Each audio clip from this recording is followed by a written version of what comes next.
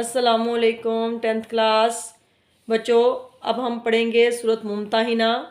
تو دیکھنا یہ ہے کہ ممتحنہ کا معنی کیا ہے۔ ممتحنہ کا معنی ہے آزمائش کرنا، امتحان لینا، جانچ پڑتال کرنا۔ یہ مدنی صورت ہے، یعنی ہجرت مدینہ کے بعد نازل ہوئی، اس لیے مدنی صورت کہلائی۔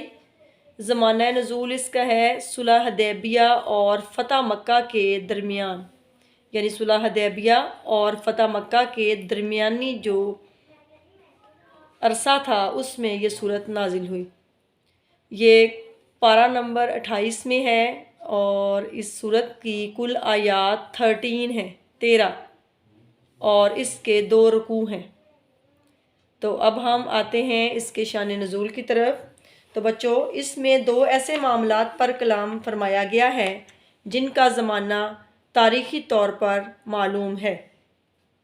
پہلا معاملہ اس میں یہ ہے کہ ایک سارہ نامی عورت مدینے مسلمانوں کے پاس آئی اور مدد کا مطالبہ کیا۔ حضور صلی اللہ علیہ وآلہ وسلم نے صحابہ کرام سے فرمایا کہ اس کی مالی مدد کریں۔ صحابہ نے اس کی مالی مدد کی۔ جب وہ جانے لگی تو حضرت حاطب بن ابی بلتہ نے ایک خط اس عورت کو پکڑایا کہ مکے جا کر مکے کے سرداروں کو یہ خط دے دینا۔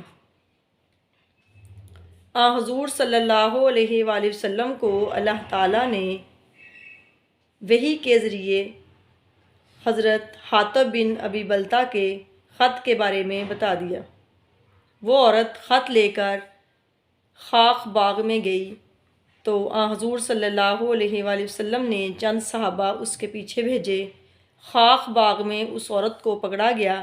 جب اس سے خط کے بارے میں پوچھا گیا تو اس نے انکار کیا کہ میرے پاس کوئی خط نہیں۔ جب اس کی تلاشی لی گئی تو اس کے بالوں کے جوڑے میں سے خط برآمد ہوا جو کہ حضور صلی اللہ علیہ وآلہ وسلم کی خدمت میں پیش کیا گیا۔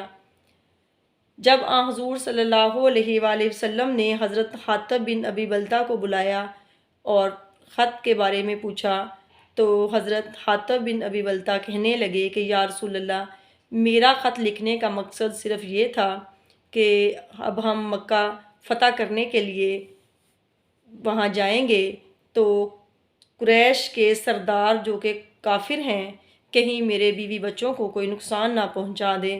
میں نے صرف ان کی ہمدردی کے لیے خط لکھا کہ وہ میرے خط کی اس خدمت کو نظر انداز نہیں کریں گے، بلکہ وہ میرے بیوی بچوں کو کوئی نقصان نہیں پہنچائیں گے کیونکہ میں نے ان کو راز بتایا ہے۔ تو حضور صلی اللہ علیہ وآلہ وسلم یہ سن کر خاموش ہوئے تو حضرت حاطب بن ابی بلتہ نے معذرت کی کہ یا رسول اللہ، میں نے ایک چھوٹی سی غلطی کی ہے تو مجھے معاف فرما دیں۔ حضور صلی اللہ علیہ وآلہ وسلم نے اللہ کے حکم سے انہیں معاف کر دیا کیونکہ وہ بدری صحابی تھے۔ غزوہ بدر میں انہوں نے حضور صلی اللہ علیہ وآلہ وسلم کے ساتھ مل کر جنگ لڑی تھی۔ اللہ کے حکم سے انہیں معاف کر دیا گیا۔ تو بچوں، اس میں ایک تو یہ واقعہ ہے کہ حضرت حاطب نے کفار کے سرداروں کو حضور صلی اللہ علیہ وآلہ وسلم کے ارادے کی اطلاع دی تھی کہ آپ پر حملہ کرنے والے ہیں۔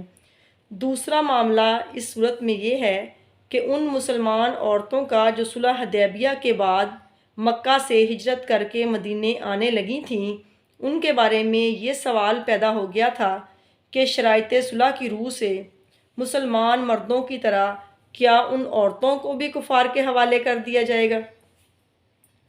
اللہ تعالیٰ نے ان عورتوں کے بارے میں یہ کہا تھا کہ اگر جو ہے تمہیں معلوم ہو جائیں کہ وہ عورتیں مومن ہیں، یعنی ان کو آزمائش کر لو، اگر پتہ چل جائے کہ مومن ہیں تو پھر ان کو کفار کے پاس نہ بھیجو، کیونکہ نہ یہ ان کو حلال ہیں اور نہ وہ ان کو جائز۔